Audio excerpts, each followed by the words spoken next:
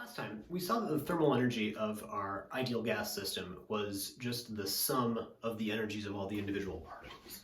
So the thermal energy is just the sum of a bunch of individual energies, and this is, summed over all of the atoms, or all of the atoms in our gas system.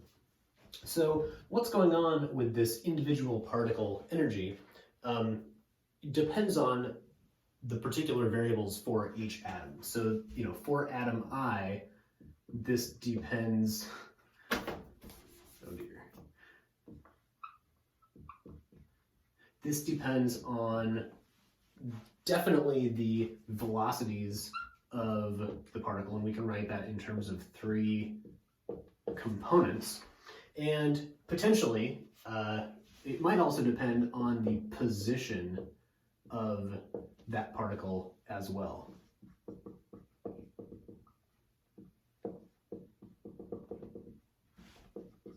And these are, the variables for the ith particle. So, this is very general. In the case of a ideal gas, and in particular a monatomic gas,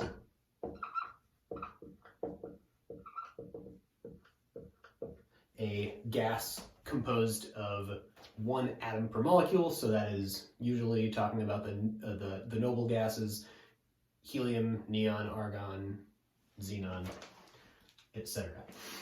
So for a monatomic gas, our energy does not depend on the position of our particle at all. They can be anywhere in space. That location does not change the energy they are feeling. However, it does depend on the velocity because of the kinetic energy, as we've discussed. So for monatomic gas, it only, that is the energy, only depends on Vx, Vy, Vz. And we can write that, right? EI is equal to, I'm not going to put I subscripts on the velocities, but we can imagine that I did.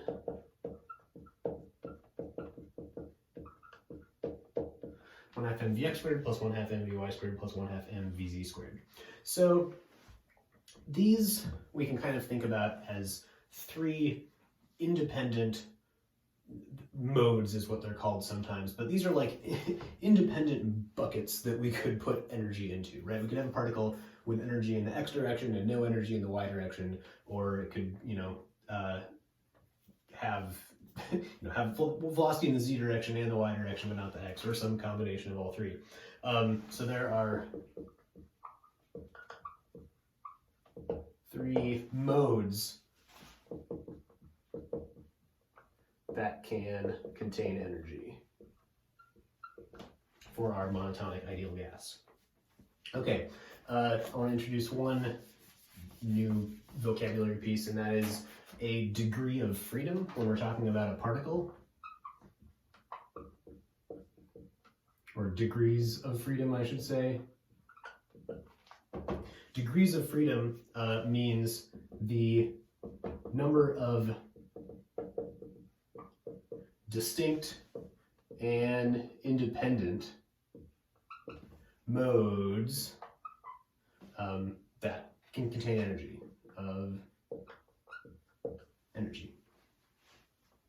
So in the case of our monatomic gas, we have 3 degrees of freedom. Okay, now that we've defined this, we are ready for a theorem called the Equipartition theorem. And this comes up a few different places in physics and chemistry. Ideal gases are kind of one easy one to look at. Okay, so the Equipartition theorem says that for a system, a collection of a bunch of these atoms, the thermal energy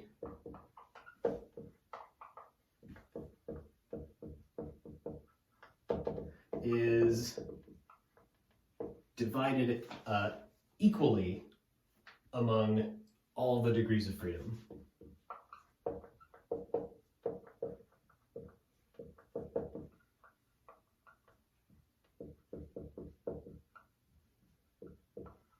And this is something that you can prove with statistics about the system. We're not going to worry about that. We are just going to assert this as a true fact. The second part of the equipartition theorem is that we also know how much energy each of these has. So at a temperature T, each mode has 1/2 nkt of energy. And of course, 1/2 nkt, that is equal to 1/2 nRT if we're talking about moles.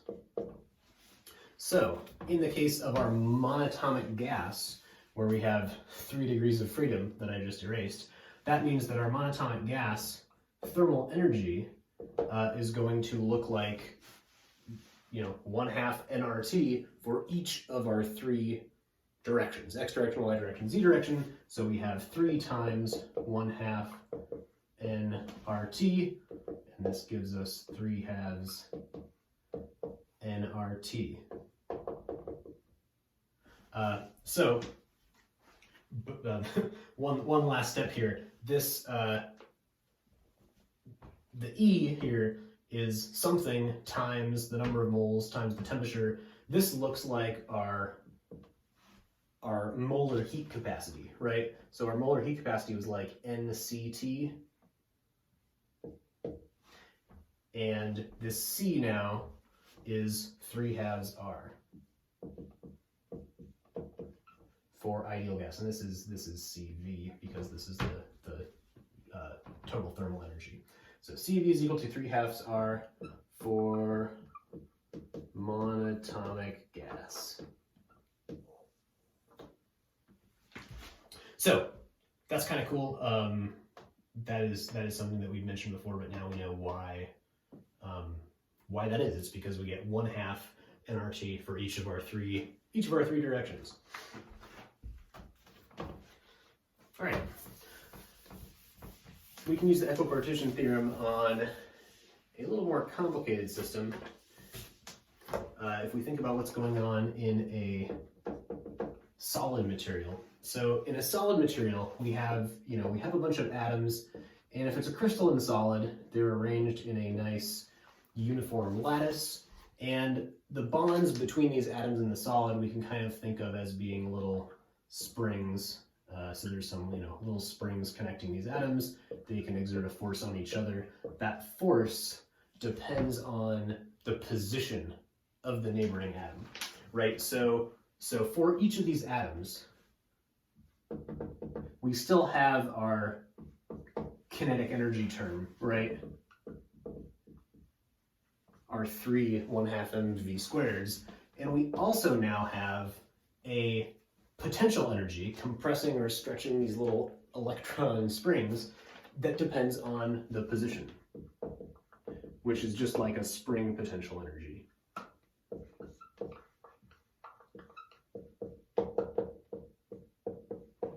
So each of these atoms still has three different velocities, which means 3 degrees of freedom from kinetic energy.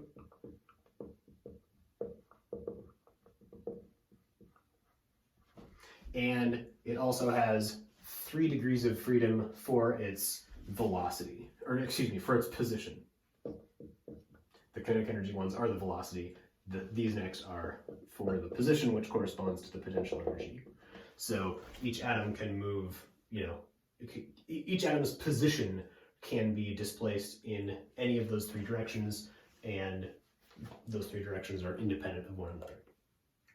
Okay, so this is kind of funny, right? So we have 6 total degrees of freedom, and this is correct. It seems kind of surprising that a solid where we have all these atoms locked in place has more degrees of freedom than a gas where the atoms are literally free to move around wherever they want inside this box.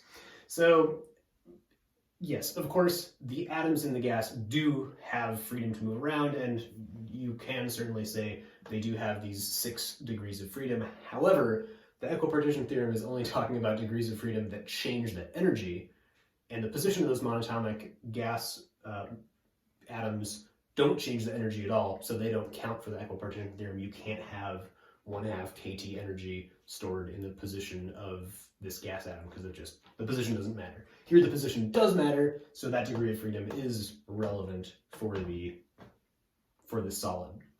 That was a tricky point that is, kind of counterintuitive, but I thought I'd mention it. Okay, so 6 degrees of freedom means that for the same reason, each of these degrees of freedom gives us 1/2 nRT. So 6 times 1/2 nRT gives us a heat capacity of 3 times R.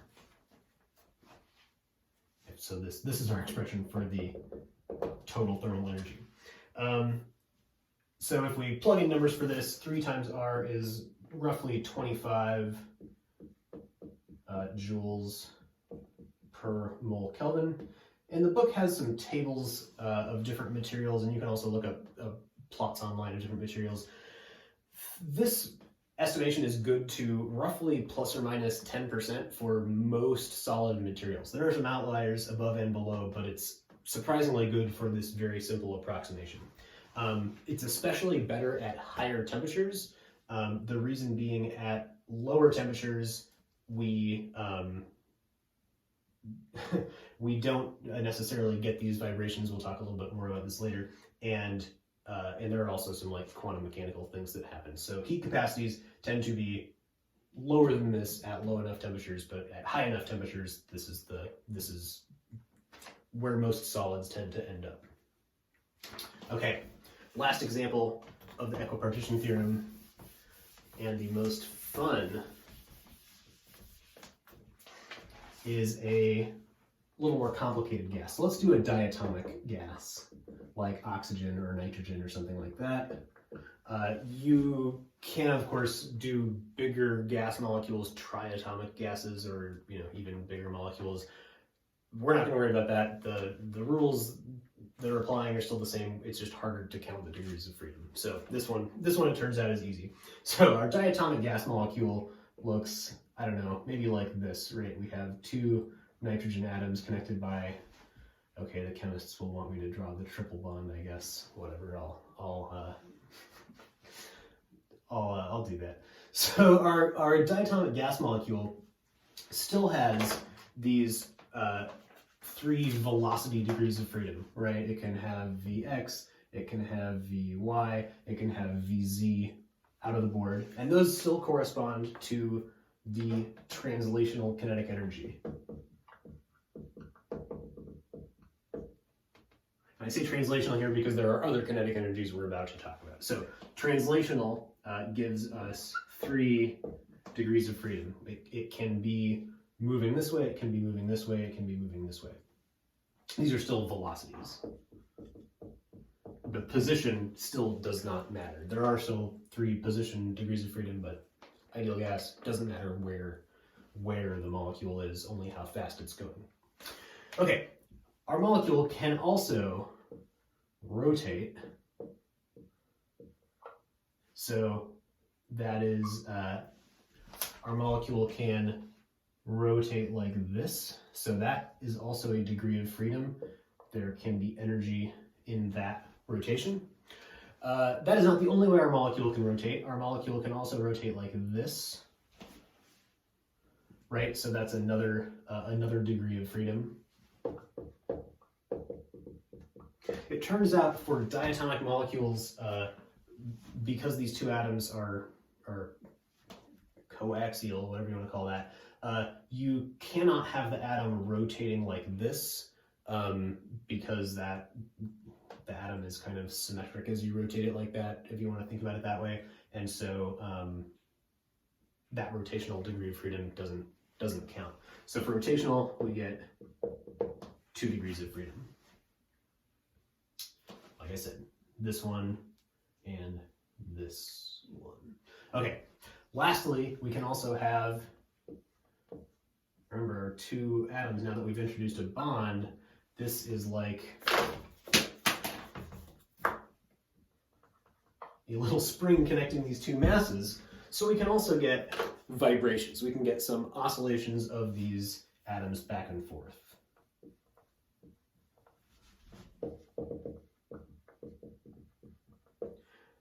And because this vibrational one involves both the position of the atoms in like the potential energy of this bond and also the kinetic energy of this atom, this one also counts for 2. So it's kind of one vibrational mode which counts for 2. Anyway, so 3 plus 2 plus 2 gives us a total of 7 degrees of freedom. Right. However, if we make a measurement of the heat capacity of a diatomic gas, so let's say hydrogen,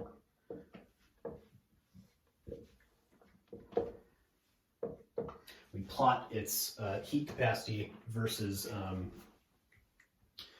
temperature. If we look at room temperature, 300 K or whatever, I guess I shouldn't write RT because those are variables that we're using. At 300 K or something like that, we measure our heat capacity and we get that it is something close to, well, if it was 7 degrees of freedom, we would predict 7/2 R, right? Since each degree of freedom would get 1/2 R of heat capacity. It turns out we get 5/2 R. That looks like the R's on the bottom. 5/2 R. So, why is that? What is going on? Well, it's because at 300 Kelvin, the thermal energy that our molecule has is not enough to excite this vibrational mode. The vibrational mode, getting these atoms moving like that, takes more energy than is provided by this kT thermal energy.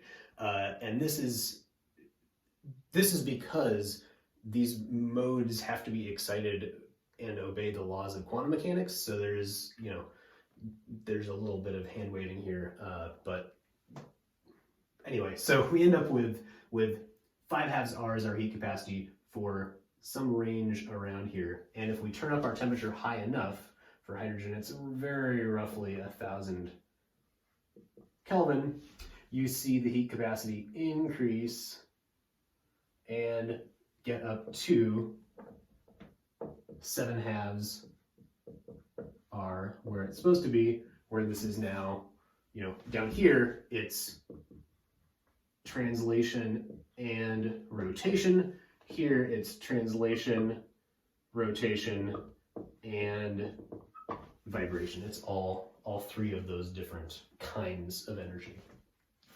If we cool down our hydrogen down cooler, and for hydrogen this conveniently turns out to be roughly at 100 Kelvin, you see another kind of step, and this goes down to 3/2 R, where now, not only does it not have enough energy to vibrate, it doesn't even have enough energy to rotate. So the molecules are not rotating, moving around in space, and therefore we only have our 3 translational degrees of freedom and the 3/2 R heat capacity that goes along with that.